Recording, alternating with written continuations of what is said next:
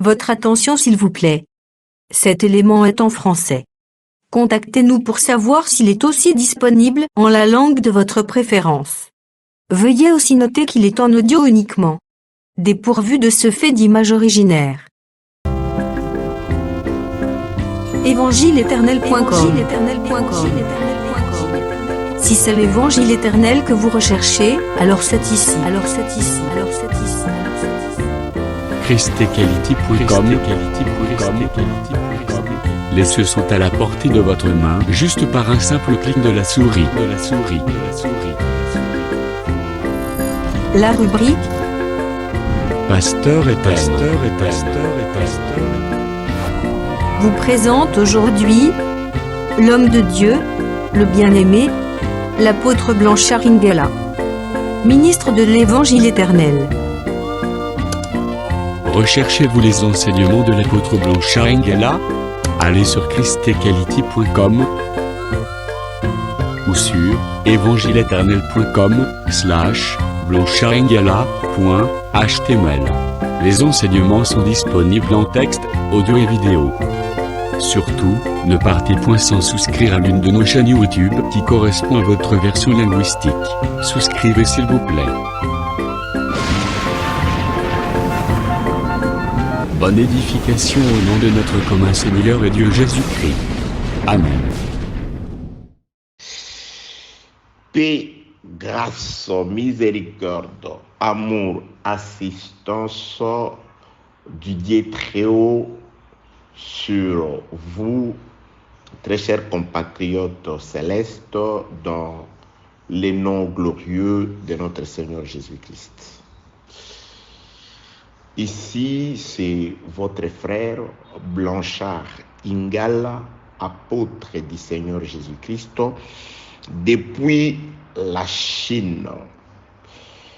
Bien-aimés dans le Seigneur, comme dans nos habitudes, nous voici de nouveau parmi vous à travers la parole de Dieu afin que nous puissions nous divertir selon qu'il est écrit dans le livre de l'Ecclésiaste qu'on fait des repas pour se divertir. Le repas pour notre divertissement, c'est la parole. Et l'Ecclésiaste ajoute et dit: le vin réjouit le cœur de l'homme. Le véritable vin, c'est le Saint-Esprit qui réjouit le cœur de tout celui qui vit. Et il poursuit pour conclure en disant: l'argent répond à tout. Et nous savons que l'argent qui répond réellement à tout, c'est le sang grâce auquel nous avons été rachetés de la mort à travers le sacrifice de Jésus-Christ à la croix. Que la paix, la grâce et la miséricorde de Dieu soient avec vous. Le désir de mon cœur est que par moi vous soit présenté le véritable repas qui vous divertit et le vin qui réjouit les cœurs, afin que l'argent, comme dit le frère Paul, la piété qui est le message du salut, le message de la grâce, a une double promesse. Pour le temps présent, la piété nous est utile pour nous faciliter la vie, et aussi pour le siècle à venir, grâce au message de la piété, à l'évangile du salut, nous avons l'assurance de trouver un repos éternel, de vivre auprès de notre Dieu. Une fois de plus, très chers concitoyens célestes, laisse que l'amour de Dieu manifesté par les sacrifices de Jésus-Christ à la croix puisse illuminer les yeux du cœur de chacun d'entre vous, afin que nous puissions nous rendre compte la gloire merveilleuse de notre Dieu qui s'attache à cette vocation céleste que nous avons reçue grâce au don du ciel par Dieu au nom de Jésus-Christ. L'épée des fils d'Ammon pour l'expiation de Bath-sheba. Ça, c'est l'audio numéro 6e. Ça, c'est le thème. L'épée des fils d'Ammon, les Ammonites, c'est un peuple étranger. Donc, l'épée des Ammonites qui va assurer l'expiation d'une certaine Bath-sheba. C'est ça le thème. Donc, ça fait depuis beaucoup d'audio, en tout cas, nous sommes en train de nous divertir autour du nom de Bath-sheba. En réalité, nous ne parlons pas de Bath-sheba là, car Dieu ne se met pas en peine de pouvoir nous parler de Bath-sheba. Par Bath-sheba, Dieu est en train de nous parler de celui de qui il est réellement question dans le rouleau du livre, le Seigneur Jésus-Christ. Que sommes-nous en train de dire depuis tout ce temps? Bath-sheba, mariée à Uri, se retrouver, prendre à un moment la sémence d'un autre que son mari légal. Cet acte qui a fait que Bath-sheba, une femme mariée, se retrouve sur les lits de quelqu'un d'autre. Qui qu'il soit, cet homme-là, Deutéronome 22, verset 22, présente comme sentence à cet acte-là la mort de deux individus qui commettent un tel acte. Un homme qui couche avec une femme mariée, la sentence pour les deux, c'est la mort. Donc, Bath-sheba méritait la mort. Nous sommes allés dans les Saintes Écritures pour voir que ce cas n'est pas isolé. Il y avait déjà, avant que Bath-sheba ne puisse s'adonner à cet acte-là, il y avait déjà une femme, la première d'ailleurs, qui s'était livrée à cet acte-là. Je nous rappelle que ça, c'est l'audio numéro 6. Pour tout celui qui trouve que dans ces audios, s'il ne vous arrive que de tomber sur ces audios et que vous trouvez que par ces audios, vous avez l'instruction, n'hésitez pas à nous contacter. Si il vous arrive de tomber sur l'audio dans un groupe où nous n'avons pas et nous ne sommes pas membres, comme c'est le cas dans plusieurs groupes d'ailleurs, parce qu'il y a des gens qui écoutent l'enseignement et qui le balancent dans différents groupes. Donc, entrez juste en contact avec celui par qui cet enseignement vous est parvenu. Donc, par lui, vous aurez les audios ou les enseignements précédents. Que la paix, la grâce et la miséricorde de Dieu soient avec vous. J'étais en train de dire que Bath-sheba a péché du fait que, étant mariée à Uri, quoique Uri était absent, elle s'est retrouvée sur les lits d'un autre homme. La Bible, les Saintes Écritures, dans Deutéronome 22, 22, sanctionnent cet acte-là de la mort. Je suis en train de dire aussi que Bath-sheba, avant de s'adonner à cet acte-là, il y avait déjà une première femme. Quand je parle de la première femme, je parle de la terre. Psaume 62 dit que ta terre sera appelée épouse. Donc la terre, c'est aussi la femme qui a besoin de la sémence. Et la sémence qui rend féconde la terre, c'est son mari qui la lui donne. Le mari de la terre, c'est le ciel.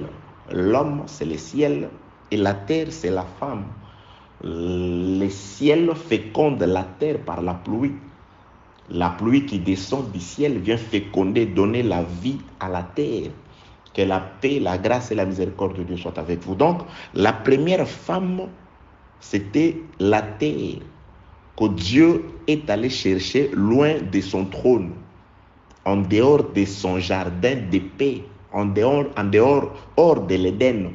Dieu est allé ramasser une portion de la poussière et il a donné une forme à cette portion-là. Et Dieu a soufflé dans cette portion de terre et cette portion de terre devint une âme vivante. 1 Corinthiens chapitre 15, le verset 45. Le premier Adam devint une âme vivante par rapport au souffle qu'il a reçu de son premier et vrai mari, l'Éternel Dieu.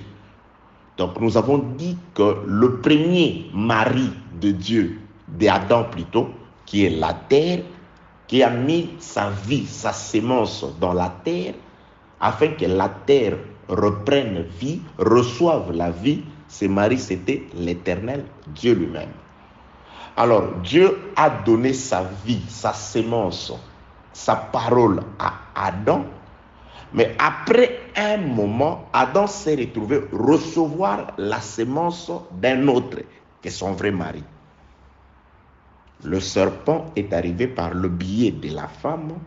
Adam a cru à un autre évangile que celui que lui avait annoncé son vrai et premier mari. Donc Adam se retrouve sous les coups des sanctions prévues dans la constitution divine, la parole de Dieu, la loi Deutéronome 22, 22. Donc Adam comme une terre qui reçoit une autre sémence, qui couche avec un autre que son vrai mari. Bien aimé, chaque fois que tu reçois un enseignement différent de celui que donne Christ, c'est ça la prostitution. Tu deviens une femme prostituée. Que la paix, la grâce et la miséricorde de Dieu soient avec vous. Donc, Adam doit mourir. Bathsheba aussi doit mourir. Alors, comme le premier mari d'Adam est un amant, un amour, un mari rempli d'amour, de miséricorde et de compassion pour sa femme, il fera que sa femme ne meure pas. Pour aider sa femme à préserver la vie, le premier mari, on doit chercher le mari de la femme afin que l'homme meure à la place de la femme. Lorsqu'on cherche le mari d'Adam, le premier qui a mis sa sémence dans Adam, ce n'est pas le serpent. C'est pourquoi à la croix, pour le salut d'Adam, pour le salut de l'humanité, Dieu n'avait pas besoin de tuer les serpents, de tuer les diables. Bien au contraire, on cherche le mari, le premier mari, car c'est l'homme qui doit se sacrifier pour sa femme. Alors lorsqu'on cherche le mari d'Adam, de la terre, le premier qui a aimé la terre, la portion de la terre, Adam, qui a aimé l'humanité, qui a donné sa sémence, sa vie dans l'humanité, le vrai, l'unique, le premier mari de l'homme, de la femme, d'Adam, c'est l'Éternel Dieu lui-même. C'est pourquoi c'est Dieu qui doit mourir afin de préserver la vie d'Adam. Donc à la croix, c'est le Dieu tout-puissant dans un corps de faiblesse qui doit mourir quant à la chair, afin que par sa mort, la femme qui avait péché, qui était destinée à la mort, puisse vivre. Donc l'œuvre de la croix a été réalisée, a été exécutée par Dieu lui-même pour sauver sa bien-aimée. Raison pour laquelle Bathsheba se retrouva dans la même situation que Adam, la terre, pour la sanctification d'Adam, de Bathsheba. Celui qui doit mourir, ce n'est pas Bathsheba. Ce n'est pas non plus le second mari qui a mis cette sémence, qui a condamné Bathsheba à la mort. Mais si l'on doit chercher quelqu'un pour mourir à la place de Bathsheba, ça doit être son vrai mari. Or, son vrai mari, d'après ce qui est écrit dans le premier livre de Samuel, 1 Samuel chapitre 11, du 1er au 3e verset, le premier mari, le vrai de Bathsheba, c'est Uri. C'est pourquoi Uri doit mourir afin de préserver la vie de sa femme. Que la paix, la grâce et la miséricorde de Dieu soient avec vous. Passons à la lecture des Saintes Écritures. Je suis dans le second livre de Samuel, chapitre 2, chapitre 12e. 2 Samuel, chapitre 12. Je commence la lecture au 14e verset, où il est écrit, au 13e verset plutôt.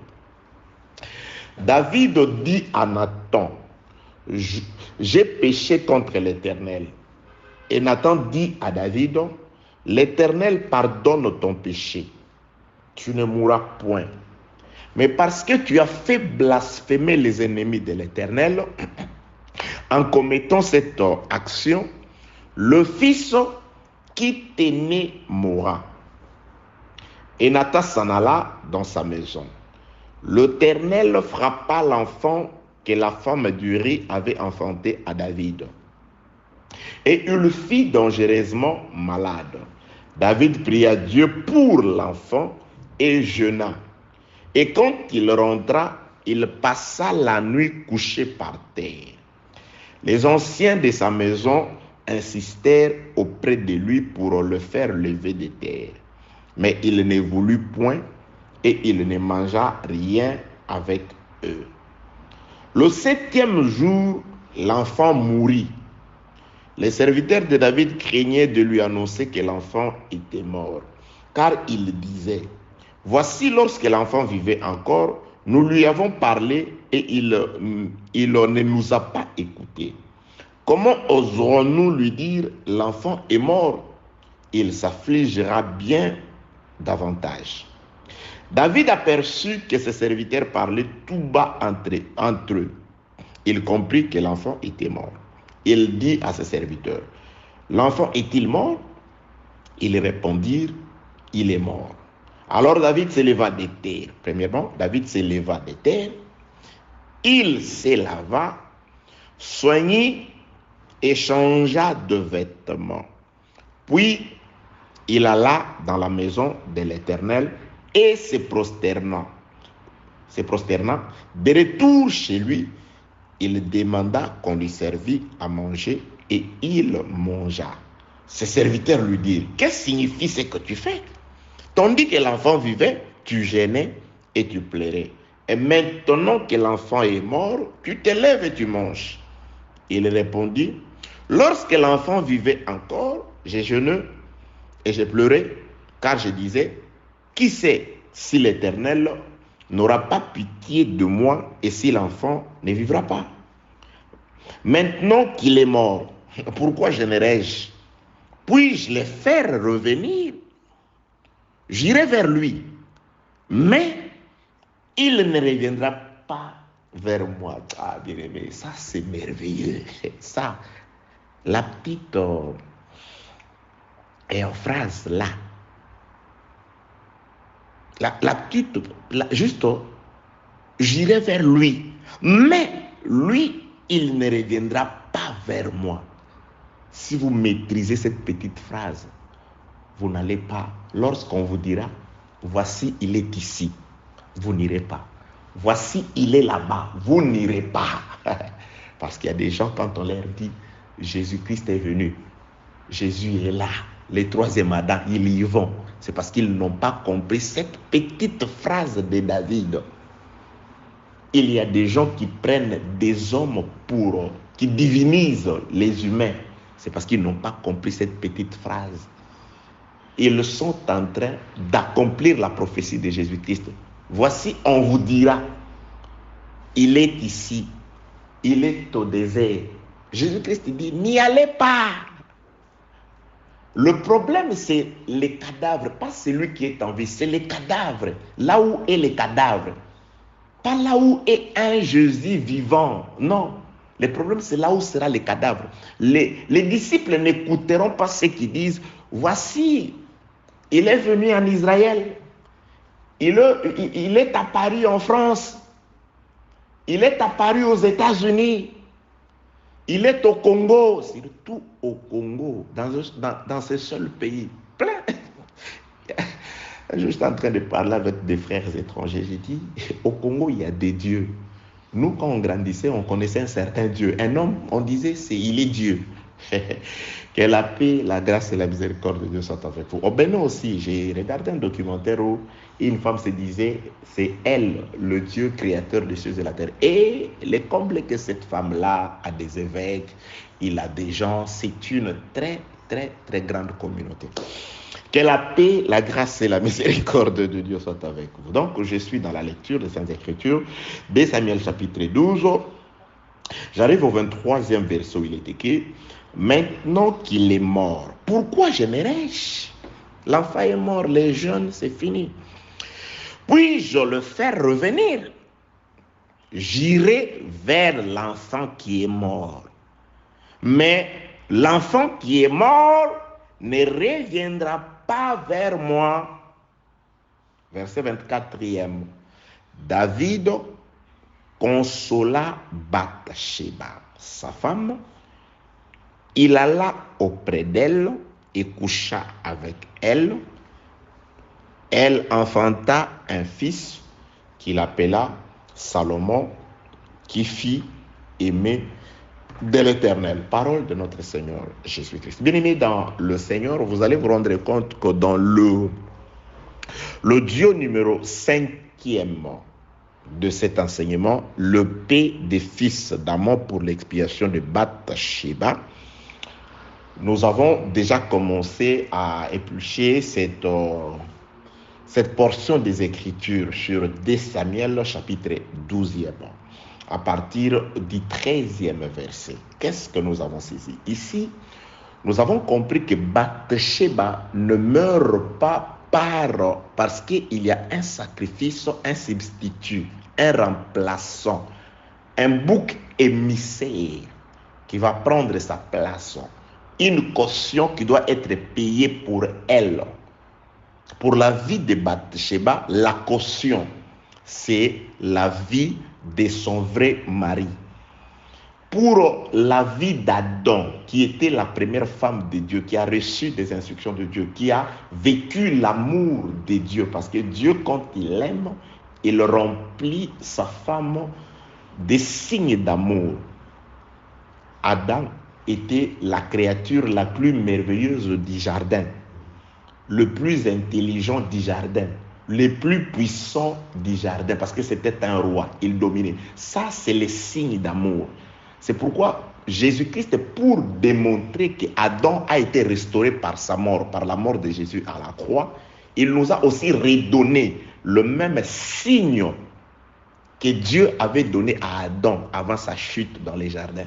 Bien aimé, nous sommes par la vertu du Saint-Esprit, au nom de Jésus-Christ, par la puissance du Saint-Esprit, nous sommes puissants. Ça, ce sont des signes que Dieu nous aime. Jésus dit, je vous donne le pouvoir, je vous transmets l'autorité. Nous sommes des rois sur la terre. Parfois, nous sommes comme distraits. On ne s'aperçoit pas qu'on a le pouvoir, qu'on a l'autorité, que la prophétie de celui dont la prophétie ne rate jamais. Parce qu'aucune prophétie de Jésus ne rate. Il a dit, rien ne pourra plus jamais vous nuire. C'est pourquoi je m'en vais t'exhorter en face des ennuis. Tu connais des ennuis. Ce qui t'ennuie, tout ce qui complique ta vie, répète aux ennuis de ta vie, aux difficultés, aux problèmes que Jésus, en qui tu as cru, a dit sur toi que rien ne pourra plus jamais te nuire. Ordonne aux ennuis de te quitter au nom de Jésus-Christ.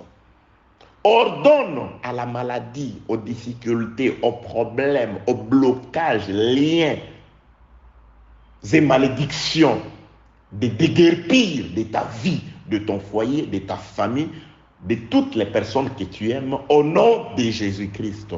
Ça, ce sont les signes d'amour du mari pour sa femme.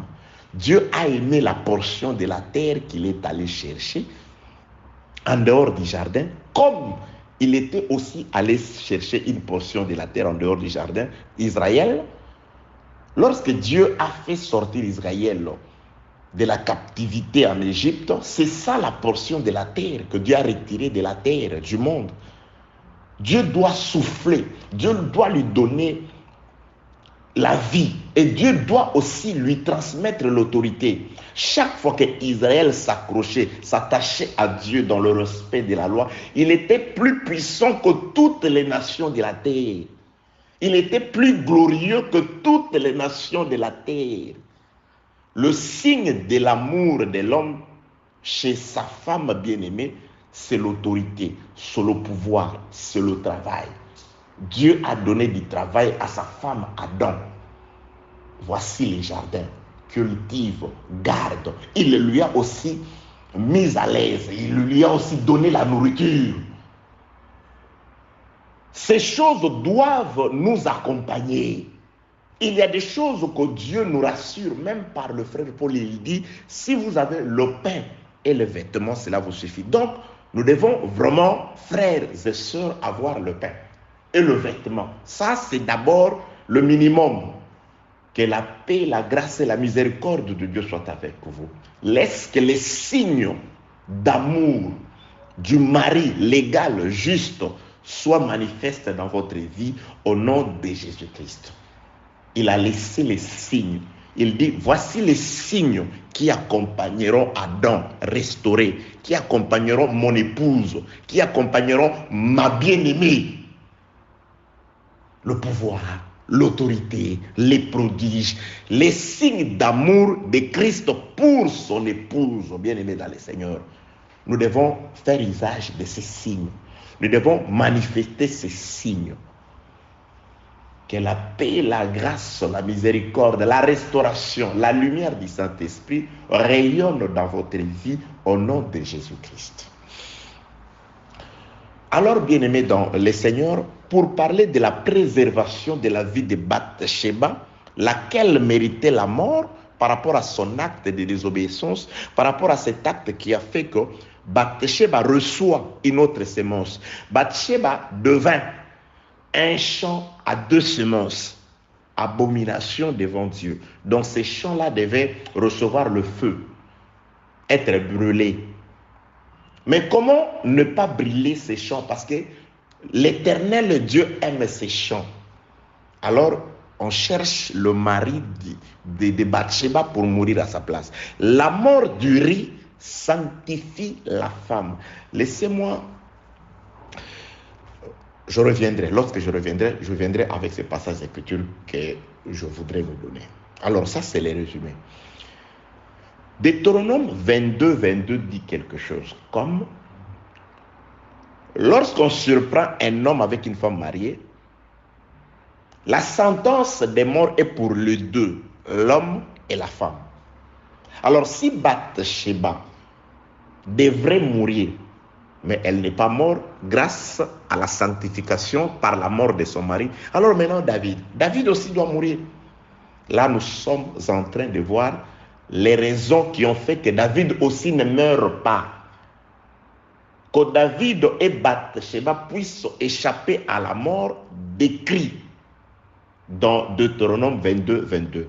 Le cas de Bathsheba, nous l'avons étudié et nous sommes en train d'étudier. Le cas de David, c'est comme une parenthèse. Je voulais tout simplement ouvert parce que j'avais dit que nous allons vraiment exploiter cet acte-là de David et Bathsheba dans plusieurs sens. Vous vous rendez compte que ça, c'est la deuxième partie. La première partie de qui sauva Bathsheba, il y a aussi des choses merveilleuses que le Saint-Esprit nous a dit là-dessus. Donc, ça, le paix des fils d'Amon pour la sanctification ou l'expiation de Bathsheba, c'est la deuxième partie. Cet enseignement a une première partie. C'est une suite. La première partie de 8 audios parle de qui sauva Bathsheba de la mort. Donc la même situation. Que la paix, la grâce et la miséricorde de Dieu soient avec vous. Là, nous sommes dans... Qu'est-ce qui a fait que David échappe à Deutéronome 8, à Deutéronome plutôt 22. Est-ce parce qu'il était roi? Loin de là. Tout homme en Israël était sous la loi. Même le roi. Il a été ordonné au roi de pouvoir toujours avoir une copie de la loi, afin qu'il agisse fidèlement selon la loi. Les rois en Israël ont été frappés. Ces rois qui ont désobéi ont été frappés. Même David, il a été aussi frappé à cause de cet acte-là. Confère les audios précédents dans la première partie de cet enseignement. paix, grâce, salut, assistance du Saint-Esprit sur vous, au nom de Jésus-Christ. Donc, 2 Samuel 12, verset 13e. David dit à Nathan, je péchais contre l'Éternel. Et Nathan dit à David, l'Éternel pardonne.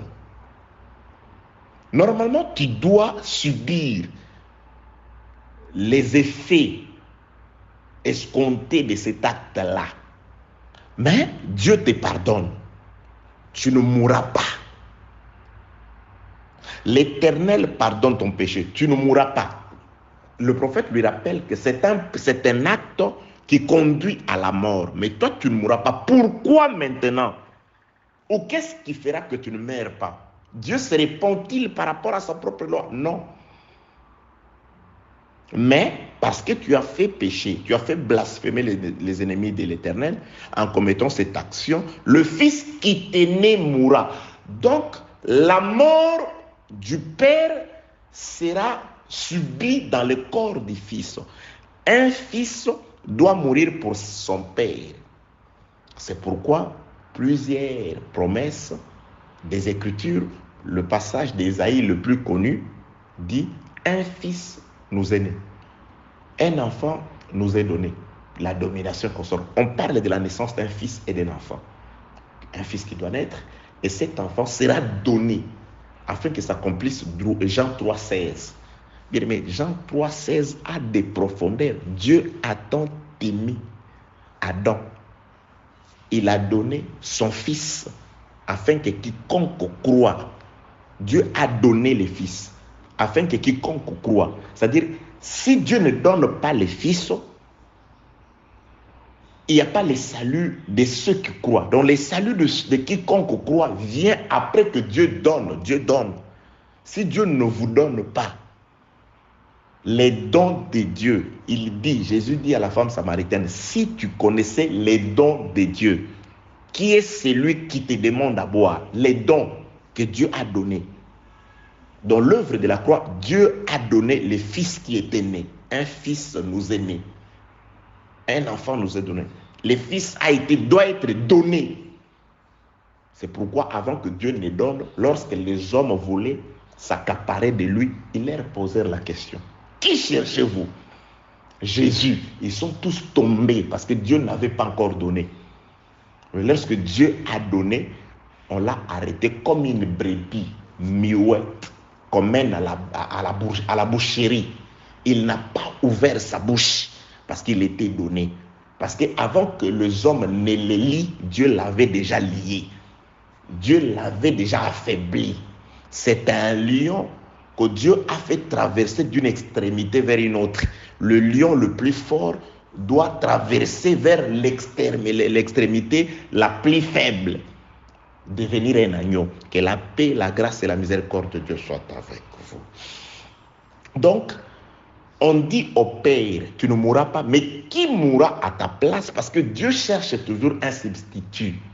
Une rançon doit être donnée. Une rançon doit être donnée. Et cette rançon, c'est le fils qui doit mourir. Un fils doit mourir. Donc, David comprend que si je ne dois pas mourir, moi, le Père qui est péché devant Dieu, c'est quelqu'un d'autre qui doit mourir. Et Dieu parle par son prophète, il dit, pour la sanctification ou l'expiation du péché de David, pour que David reste en vie, le Père, car Dieu a besoin de David, parce que c'est un roi qui doit continuer à régner. Nous allons expliquer et comprendre ces choses. Donc, David, son fils, le fils qui sort des entrailles de David, doit mourir. Le Dieu précédent, en tout cas, nous avons expliqué ces choses-là. Jésus-Christ, qu'on croyait fils de Jacob, qui était le fils d'Élie, on monte, on arrive jusqu'à David, on monte, on arrive jusqu'à Abraham, on monte, on arrive jusqu'à Noé, jusqu'à Enoch, jusqu'à Seth, Seth le fils d'Adam.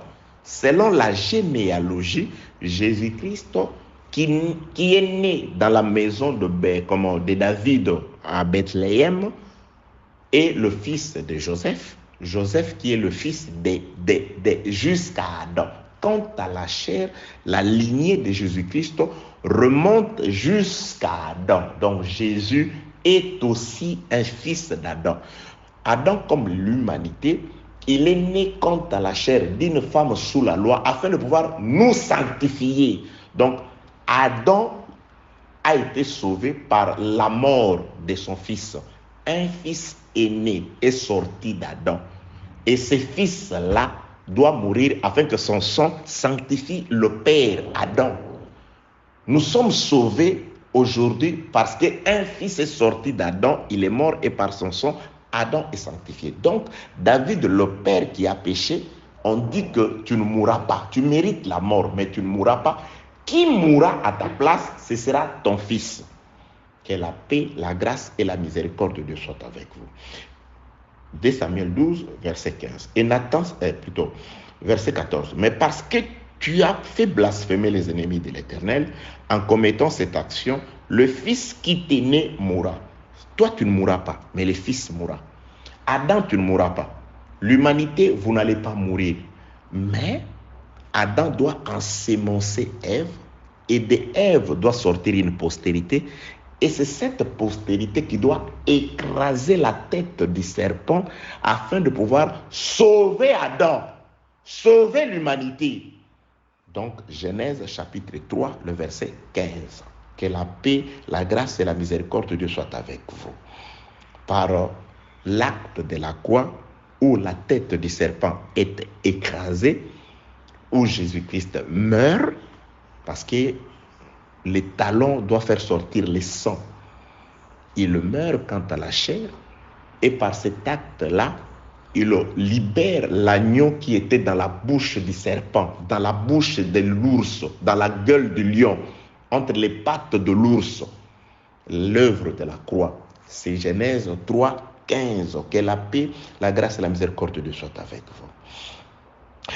Mais parce que, verset 14e, tu as fait blasphémer les ennemis de l'Éternel en commettant cet acte, cette action, le fils qui t'est né mourra. Et Nathan s'en alla dans sa maison. L'Éternel frappa l'enfant que la femme d'Uri avait enfanté à David. Et il fut dangereusement malade. Donc dans la lecture, nous avons compris que nous avons deux périodes. La période avant l'accomplissement de la mort, de la prophétie de Nathan, c'est-à-dire la mort du Fils qui expie le péché d'Adam. Cette période, c'est une période de 6 jours, durant laquelle l'enfant qui a été préconisé à la mort, l'enfant qui a été conçu pour mourir afin de sauver le Père, cet enfant-là est malade. Il est vivant, mais il est malade. La période de la maladie. Et pendant que l'enfant est vivant, mais malade, agonisant, cette période, Adam, dans le corps de, David, il fait des choses prophétiques que nous avons commencé à expliquer. Qu'est-ce qu'il fait? David ne mange pas. C'est une période de jeûne. Il n'y a pas le pain. Et David est sale, il ne se lave pas. Il a le vêtement sale. Il couche par terre. Il n'écoute pas ce que les serviteurs lui disent. Relève-toi, relève-toi. Il n'écoute pas les serviteurs. Il est affligé. La période de la maladie qui a duré 6 jours. La Bible déclare, l'enfant, Dieu frappa cet enfant. Il fut malade pendant 6 jours, et le 7e jour, l'enfant mourut. Et la mort du fils, c'est ce que nous avons commencé à dire, la mort du fils a changé les paradigmes. David, qui ne mangeait pas ces jours-là, il a commencé par s'élever de la terre. La mort du fils relève celui qui était à terre, Adam qui était à terre, pendant que l'enfant était vivant, mais il était malade. La mort du fils, le 7e jour, le sabbat, fait relever David. David se relève de la terre. Et qu'est-ce qu'il fait? Il commence par se laver. Il se purifie, c'est-à-dire les cadavres du fils présents David doit se purifier. Les cadavres appellent la purification par la véritable eau qui est la parole. Bien-aimé, là où est les cadavres, la mort de Jésus constatée, la parole doit pleuvoir. Les hommes doivent être arrosés de la parole. La pluie doit descendre pour laver les hommes des impuretés. Qui lave l'homme de l'impureté, c'est la véritable eau de la parole, l'enseignement, bien-aimé dans les Seigneurs. Je bénis Dieu parce que vous aimez la parole. Je bénis Dieu parce que vous répondez à la parole. Je bénis Dieu parce que vous me faites plaisir par rapport à votre réaction vis-à-vis de la parole. Je dis, c'est ça notre motivation. C'est ça le véritable salaire que nous avons d'abord. Cette bonne volonté que vous avez de recevoir la parole. Cet amour que vous avez de la parole. Quand quelqu'un t'appelle, il te dit, je suivis et je pleurais. Bien-aimé, ça nous motive et ça nous renforce encore, ça nous renvoie encore dans la prière. Ça nous renvoie encore dans les sacrifices, afin de pouvoir prouver que Dieu est puissant, Dieu est vivant, Dieu guérit, Dieu restaure, Dieu relève. Que la paix, la grâce et la miséricorde de Dieu soient avec vous. Donc, qu'est-ce que David fait? Lorsqu'on lui annonce que l'enfant est mort, je ne répète pas, l'audio numéro 5 et donne beaucoup plus de détails sur ces choses. David, il se lève parce qu'il s'est couché, il avait laissé son lit, il s'est couché par terre, il se lève, il commence par se laver et quand il se lave, qu'est-ce qu'il va faire? Il va s'appliquer de l'huile, il soigne de l'huile, il va se mettre de l'huile sur lui. L'eau est toujours accompagnée de l'huile. L'enseignement doit être accompagné de la puissance du Saint-Esprit bien-aimé dans le Seigneur. C'est pourquoi j'ai dit que le signe de l'amour de l'homme vis-à-vis de sa femme, entre autres, il y a aussi la manifestation de la puissance. Bien-aimé, quand tu pries Dieu, tu dois sentir quelque chose. Tu dois toujours sentir quelque chose. Tu dois, je l'ai toujours dit, tout membre dans le corps a une certaine utilité. Il n'existe pas de membre fantaisiste dans notre corps.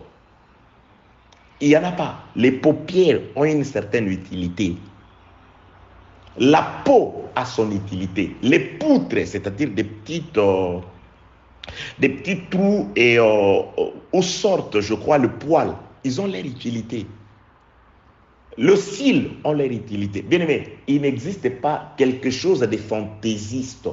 Dieu n'est pas comme un constructeur automobile qui doit juste mettre un signe de Mercedes au devant de la voiture. Non, il n'y a pas de choses, il n'y a pas des membres sans utilité dans le corps. Ça veut tout simplement dire chaque membre dans le corps a une certaine utilité. Bien aimé, tu as un don, tu as un travail. Si tu ne t'es pas encore aperçu du don, du travail que Dieu t'a donné, ce que tu dois faire à l'église, va prier et demander à Dieu. Il va te rappeler le travail que tu vas faire à l'église. Certes, tous ne sont pas prédicateurs, tous ne sont pas prophètes, apôtres, docteurs, tous ne parlent pas en langue, tous ne prophétisent pas, tous n'ont pas les guets de guérison, mais chacun a un don, chacun a une particularité, chacun a un travail à faire. Tu as peut-être la libéralité. Prie le Seigneur, il mettra à ta disposition tout ce dont il faudra afin que tu puisses exercer ces dons de libéralité. Tu as les dons de la sagesse, tu as les dons de discernement. Chacun est un membre utile avec quelque chose que Dieu l'a donné pour le bien-être commun, pour l'utilité commune. Le doigt, bien aimé, chaque doigt a une utilité. L'œil a son utilité, l'oreille. Aucun membre ne peut prendre la place de l'autre. Aucun membre ne dispense, peut-être de manière un peu subsidiaire, que les mains peuvent dispenser le pied en cas de force majeure. Mais chaque membre a sa place et son rôle à jouer dans le corps. Nous sommes plusieurs comme le membre d'un seul corps en Jésus-Christ. Chaque membre, je répète, a une utilité. Qu'est-ce que Dieu t'a donné comme don? Ne force pas, ne triche pas, ne cherche pas à être... Bien aimé, tu te mets la peine de pouvoir Mentir les gens avec des fausses prophéties. Comme si Dieu ne pouvait pas te donner les dons de prophétie.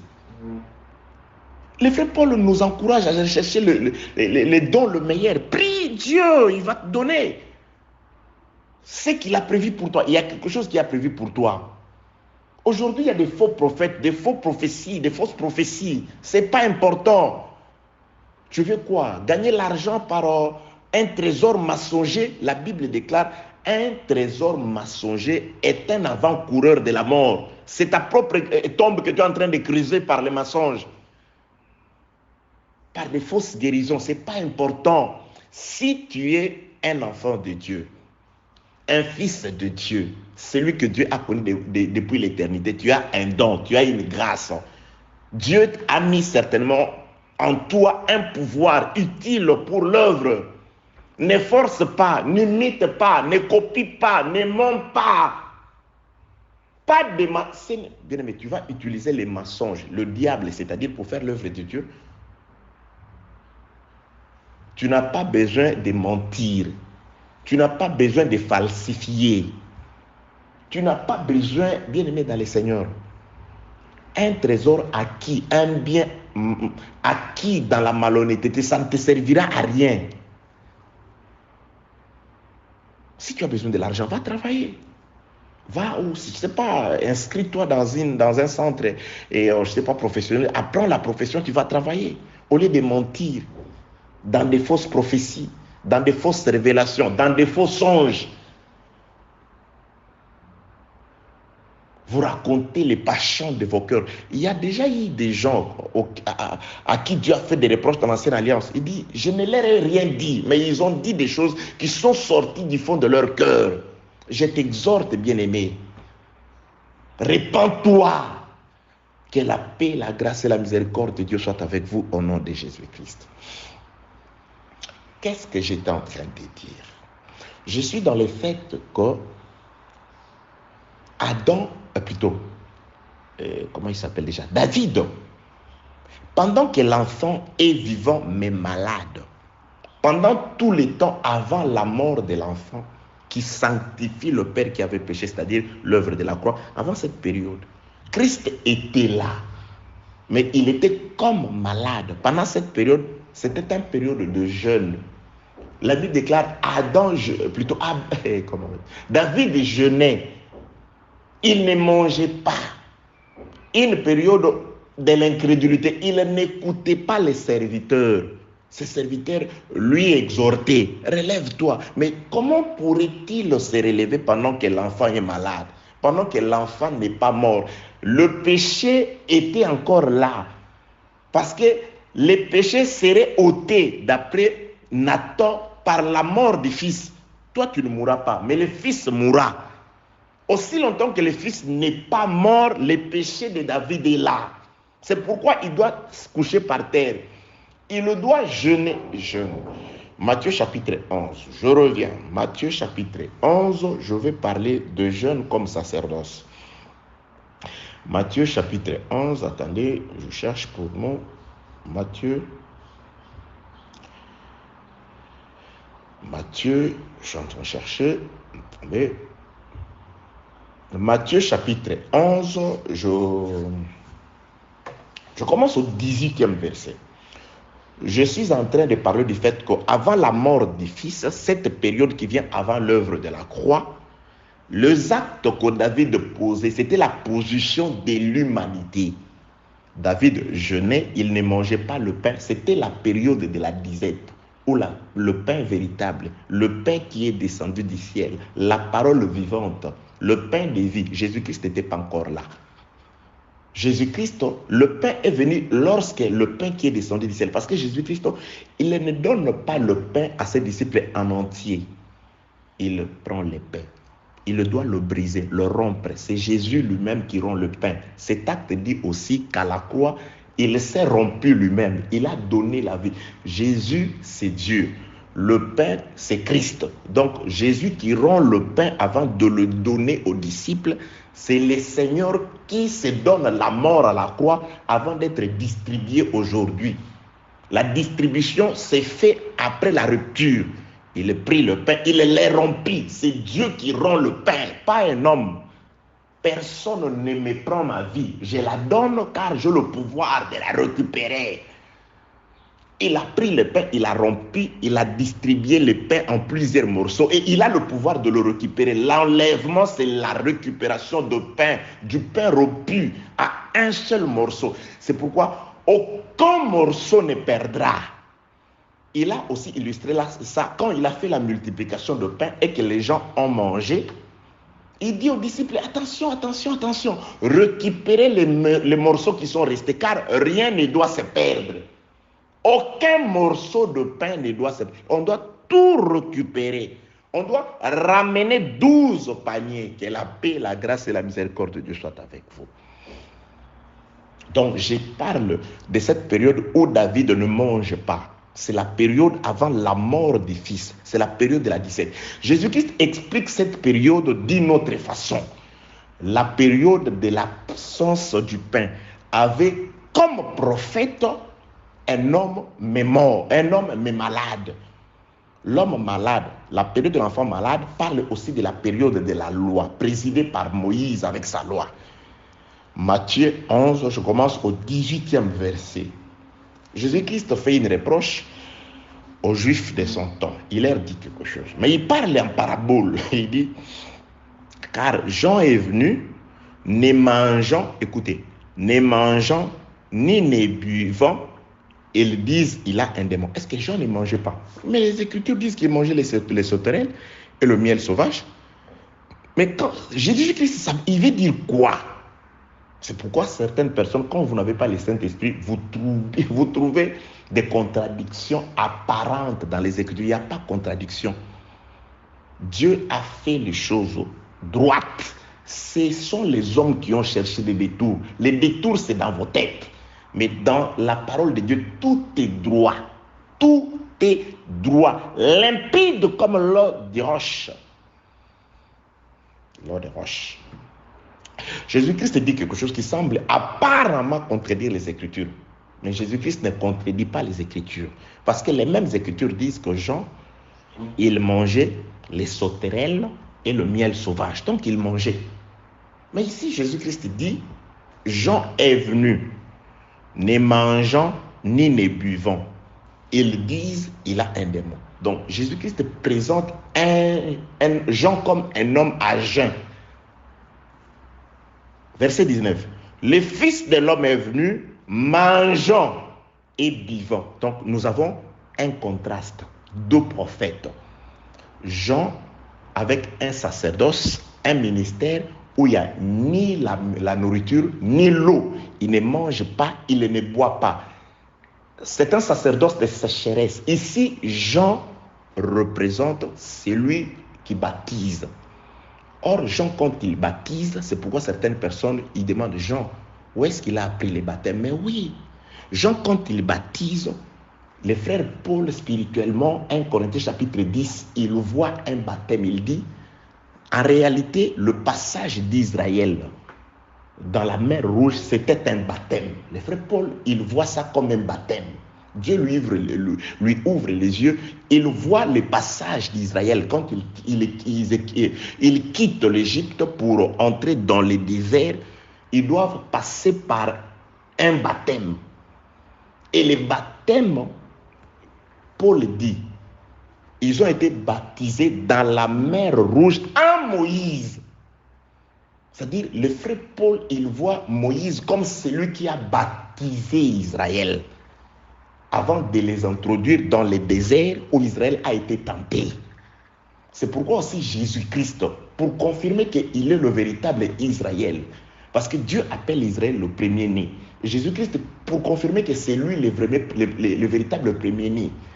Parce que lorsque Jésus-Christ, dans le livre de Matthieu chapitre 2, était poursuivi, étant encore bébé, par Hérode, quand ses parents, divinement avertis par l'ange, ont pris le bébé de l'enfant Jésus, ils l'ont amené en Égypte. Après un temps, l'ange va encore dire à Joseph et à Marie de prendre l'enfant, de sortir de l'Égypte et de rentrer sur le territoire israélite. Ça parle aussi de Dieu. Il est avec Israël. Israël l'a persécuté, il est venu en Égypte vers nous aujourd'hui, il ne restera pas éternellement avec nous. Il viendra un temps où il doit rentrer. Entre parenthèses. Donc, lorsque Jésus-Christ, bébé, enfant, sort de l'Égypte avec ses parents pour rentrer sur le territoire israélite, les Écritures disent, afin que s'accomplisse la parole de l'Écriture qui déclare, j'appelais mon fils hors de l'Égypte.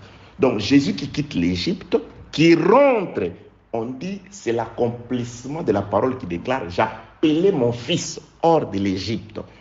Or, les fils que Dieu a appelés hors de l'Égypte, c'était Israël. Ils étaient en captivité en Égypte. Dieu les a appelés. Et regarde le parcours. Lorsqu'on fait sortir Israël de l'Égypte, il passe par la mer Rouge. Le frère Paul voit ça comme un baptême. Après, Israël entre dans le désert pendant 40 ans. Et dans le désert, Israël est tenté.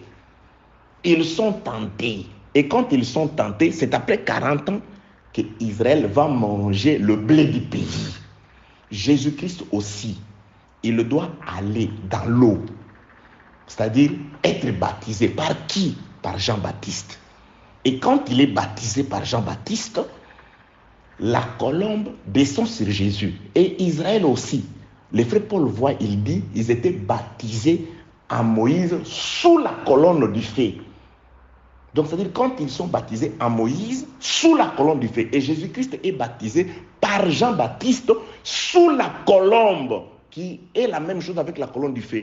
De même qu'Israël entre au désert pendant 40 ans, Jésus entre aussi au désert. Il simplifie, au lieu de 40 ans, il passe 40 jours. De même qu'Israël a été tenté dans le désert par des femmes de Moab et consorts, Jésus aussi a été tenté par Satan au désert. Vous voyez que le Seigneur, c'est l'accomplissement de tout ce qu'Israël a vécu. Je suis allé là-bas pour parler de celui au nom de qui Israël a été baptisé, en Moïse, sous la colonne du feu. Et comme Jésus, c'est la réalité du Fils, c'est Israël, Jésus aussi, il est baptisé par Moïse dans le corps de Jean-Baptiste. Parce que Jean-Baptiste est celui, on dit de Jean-Baptiste, il est la voix qui crie dans le désert. Or, la voix qui a crié dans le désert, c'était la loi de Moïse. Moïse, c'est la véritable voix qui a crié dans le désert. Moïse, c'est celui qui a aplani réellement le chemin. Il a raboté la voie qui conduit au repos dans l'ombre, le pays de Canaan. Et Jean-Baptiste, on dit, c'est la voix de celui qui crie dans le désert, Jean-Baptiste. La voix qui a crié dans le désert, c'était la loi de Moïse. C'était Moïse à travers la loi, à travers son enseignement. Il a crié dans le désert. Donc, Moïse était de la tribu de Lévi. Et Jean-Baptiste, son père, était sacrificateur, c'est-à-dire de la tribu de Lévi. C'est pourquoi, attention avec Jean-Baptiste. Il y a un enseignement, Jean-Moïse, c'est terrible. Jean-Baptiste est grand frère de Jésus de 6 mois. Et, ok, que la paix, la grâce et la miséricorde de Dieu soient avec vous. Promesse, partie remise pour vous. Il est le grand frère de Jésus de 6 mois dans le ventre. C'est quoi le ventre? La Bible déclare, tu ne connais pas l'œuvre de Dieu. Comment les os se forment dans le ventre. Le ventre, c'est l'endroit de la formation des os. Alléluia.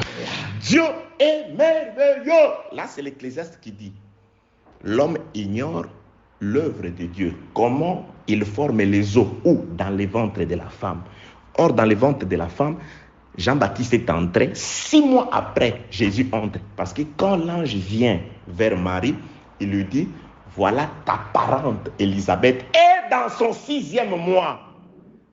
La visitation chez Marie est 6 mois après. Or, une année à 12 mois. Que la paix, la grâce et la miséricorde de Dieu soient avec vous. Gardez ça. Je sais que là, les questions vont pleuvoir. Ils pensent, apôtre. Ouais, je vous aime quand vous me posez des questions comme ça.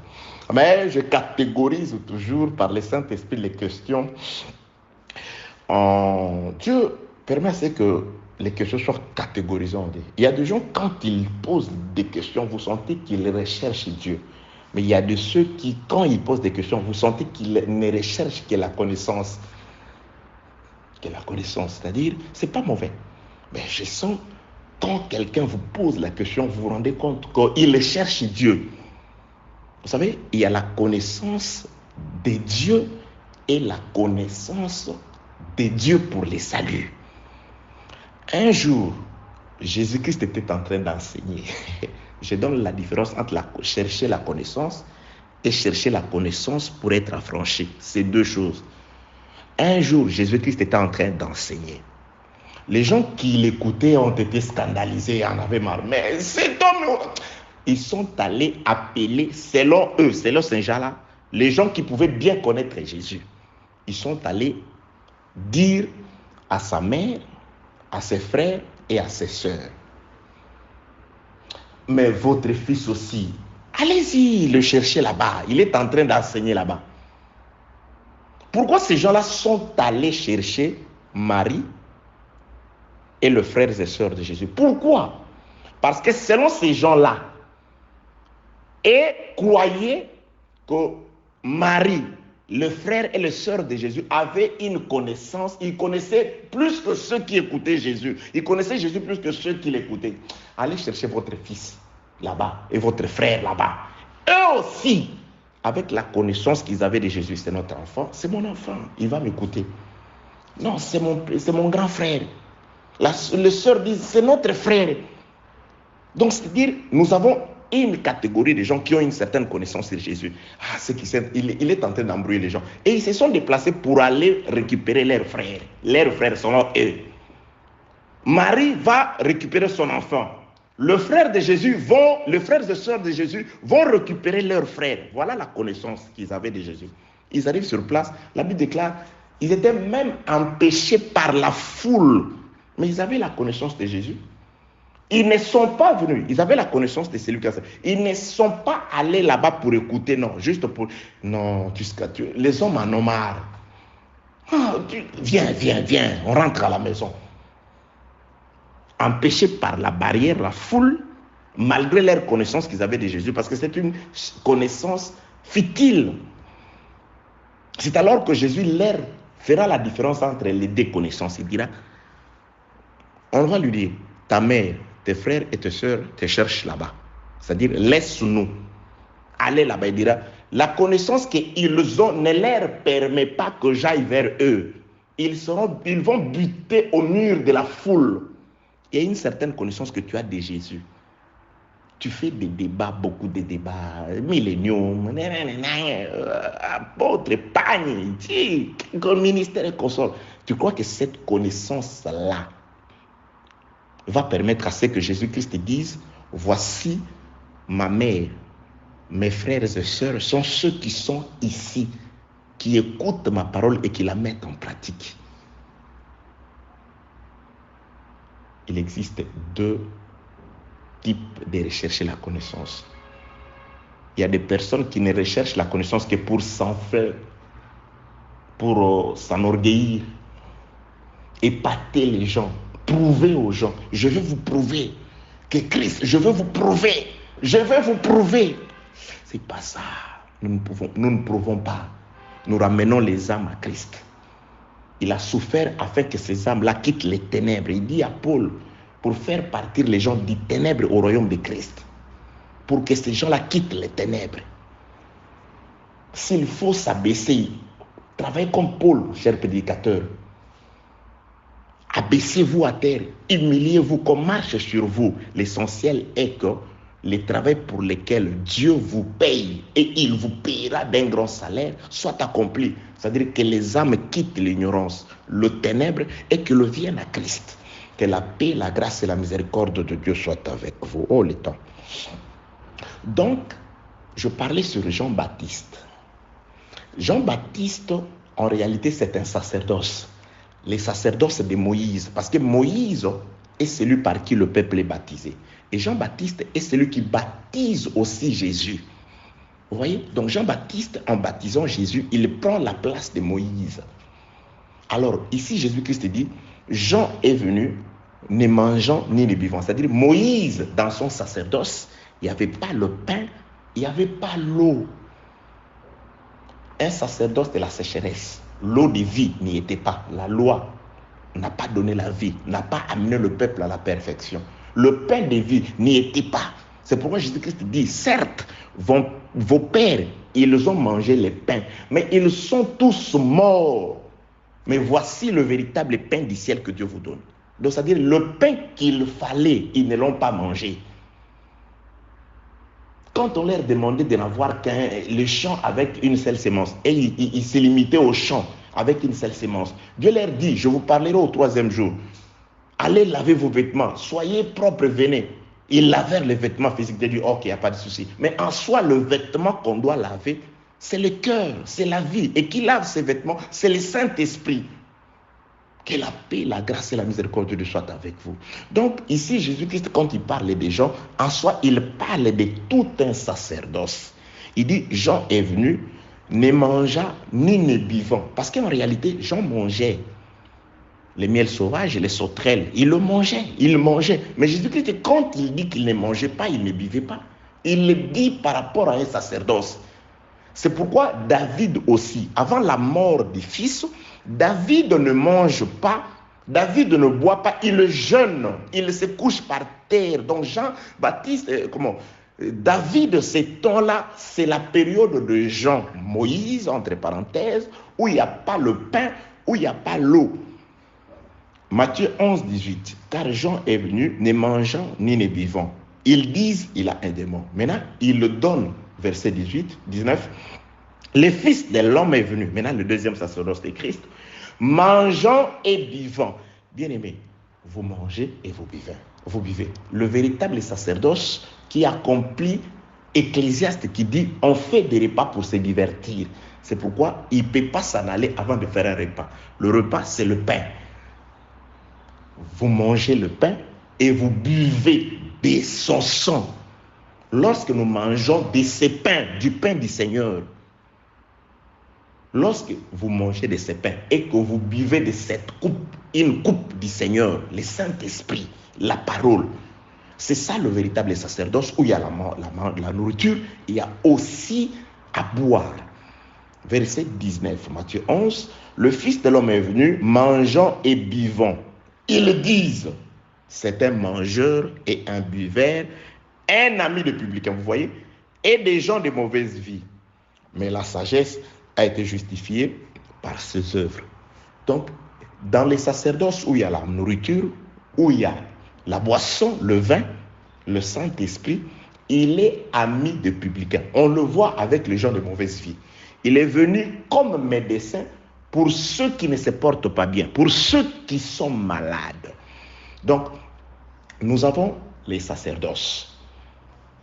De quand l'enfant est malade, avant la mort de l'enfant, là, David est par terre. David ne mange pas. David est sale. Il a des vêtements sales. Il n'écoute pas les serviteurs. Je rentre. Je vais rentrer dans... Attendez. Je rentre dans 2 Samuel. 2 Samuel, chapitre 20. Alors David, maintenant lorsque l'enfant meurt, David se leva de terre. Il se lava, soignit, changea de vêtements.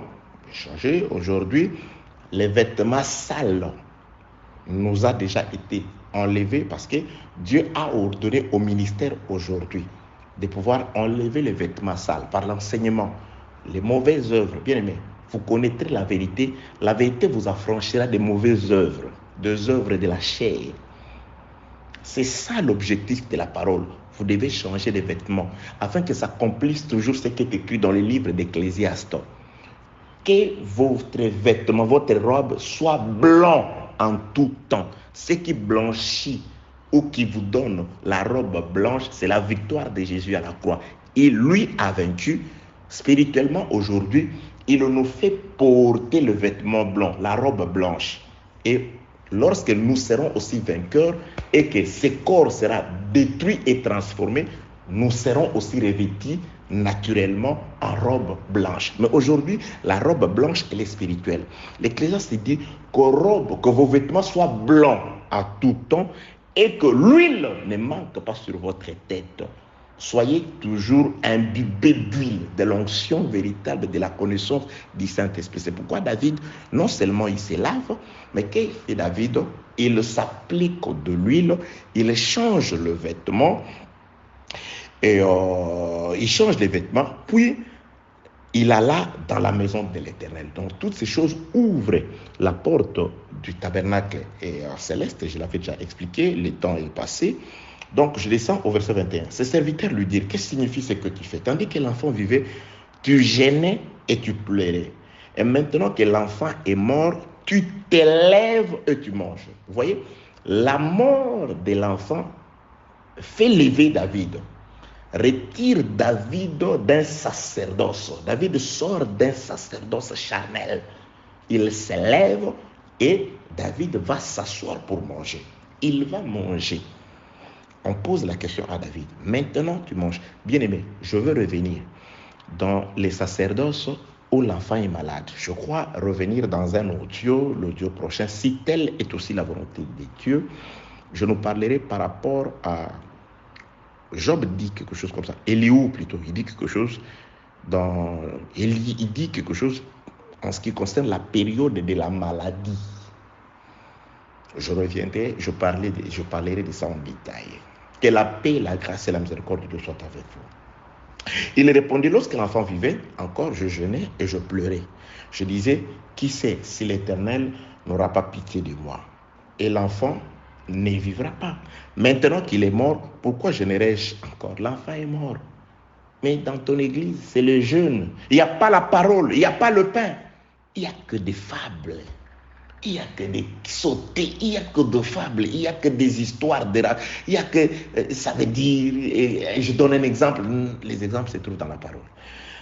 Verset 22, il répondit, lorsque l'enfant vivait, je jeûnais et je pleurais, car je disais, qui sait, l'Éternel n'aura pas pitié de moi, et l'enfant ne vivra pas, maintenant qu'il est mort.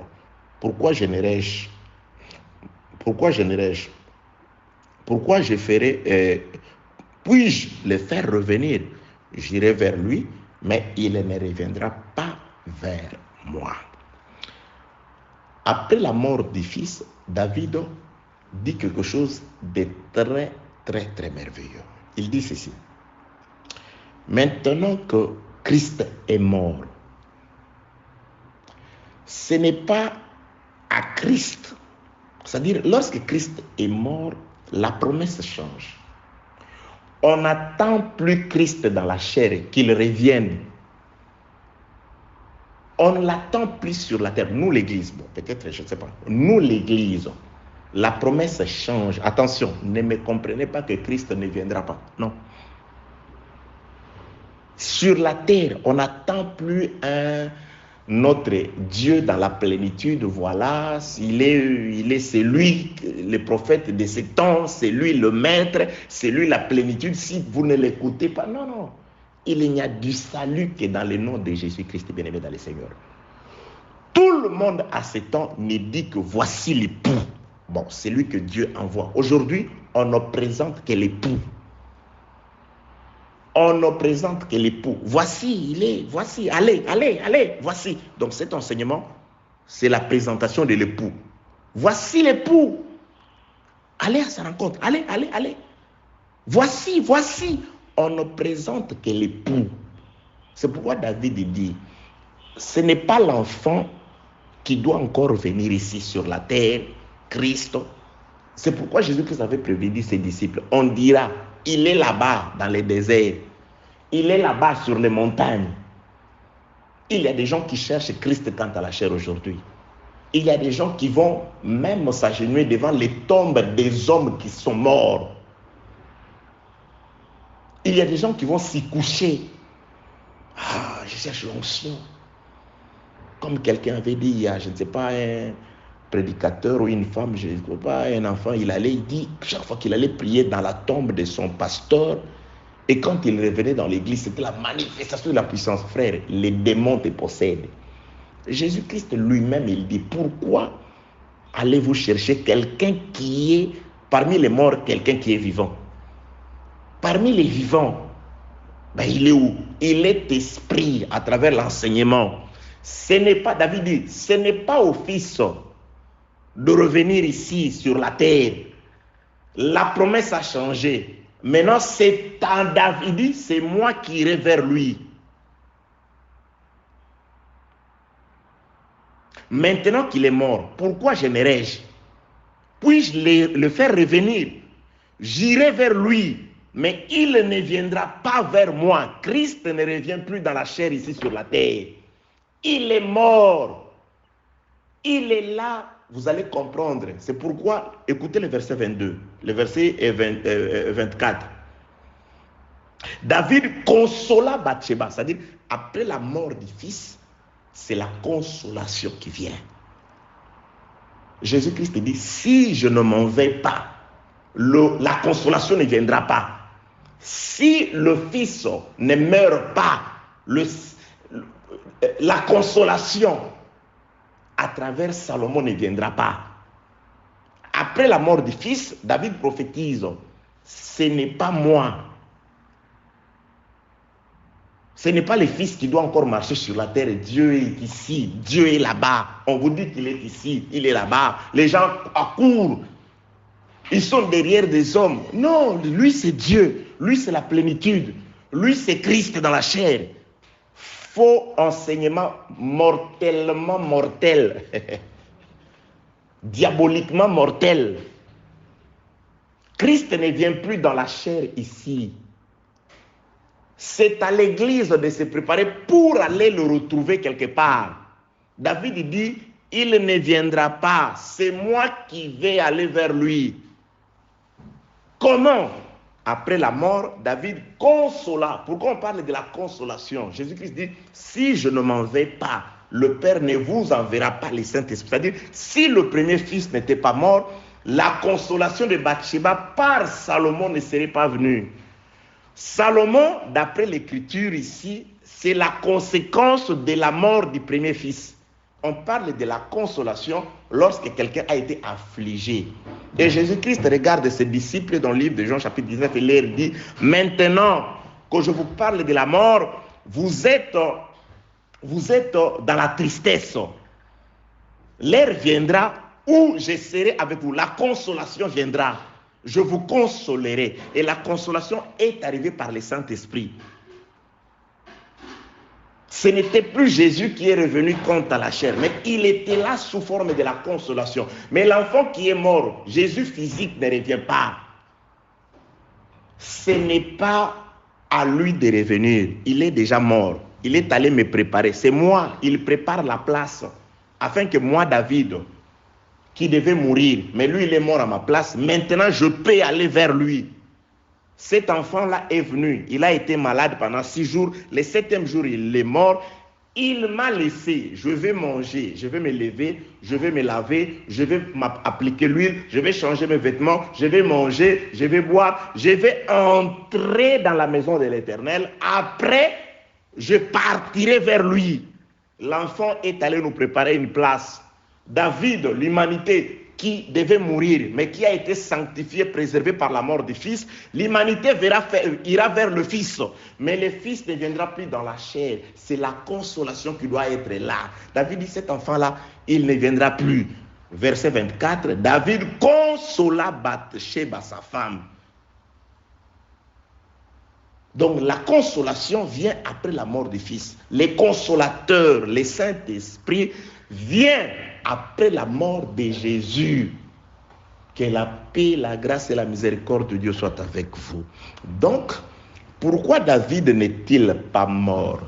David n'est pas mort parce que Dieu a trouvé un substitut, un remplaçant, une rançon à la place de David.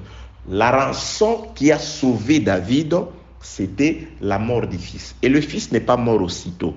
Le fils est resté malade pendant 6 jours. Et pendant la période de la maladie du fils, c'est la période de la disette. C'est la période de jeûne, de sécheresse. C'est la période où David est sale. Il se couche par terre. Le 7e jour, le fils meurt. Qu'est-ce qui arrive? David comprend. Il se lève de la terre, il se lave grâce à la présence du corps. David s'applique de l'huile sur lui, il change ses vêtements, il entre dans l'adoration. On lui dit, mais pourquoi tu as changé? Il dit, la présence du cadavre a changé mon comportement. Bien-aimé, tu ne changes pas de comportement tandis que le cadavre est là. Jésus-Christ a prévu. On vous dira qu'il est ici, il est là-bas. Il dit, n'y allez pas. La plénitude dans un corps, je ne sais pas, en Zambie, n'y allez pas. Là où est le cadavre, c'est là où s'assemblent les aigles. Les aigles regardent les cadavres, pas un homme vivant. L'homme ne viendra plus. Les cadavres nous préparent par la consolation afin que nous allions vers lui, mais pas lui vers nous sur la terre. Jésus il va encore marcher. On va encore le frapper. Il va se trouver encore une pièce d'identité. Il va encore mourir comme un homme. Combien de fois? La plénitude dans un corps, Dieu a fait une transition pour accomplir sa propre parole. Il doit mourir une fois. C'est fini, il part. Maintenant, le corps est rompu. Jésus-Christ dit, ceci est mon pain. Il le rompt. Si Jésus-Christ avait donné tout le pain à Pierre, je dirais oui. Il est évident qu'il y ait quelqu'un en qui habite toute la plénitude sur la terre. Dieu marche sur la terre encore. Mais il a rompu le pain et il l'a donné à ses disciples au pluriel. Chacun un morceau. Personne n'a reçu la totalité du pain. Il rompt le pain.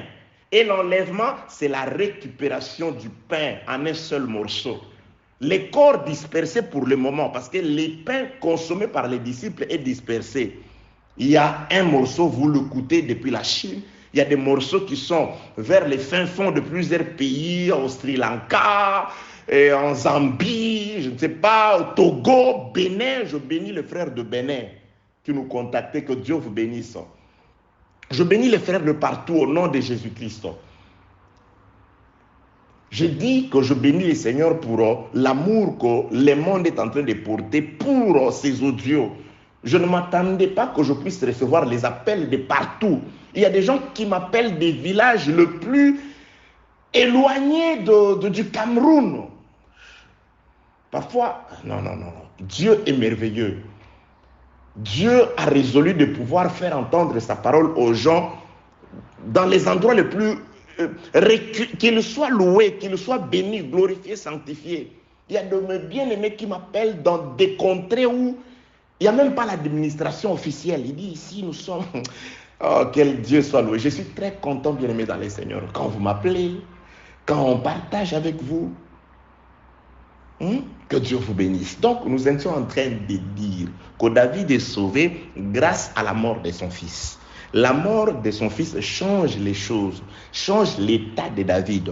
David, inconsolable, est consolé par la mort au moyen du fils qui va venir après la mort du fils. C'est pourquoi il est écrit que David consola Bathsheba. La consolation arrive après la mort. Et quant au fils qui est mort, il ne reviendra plus.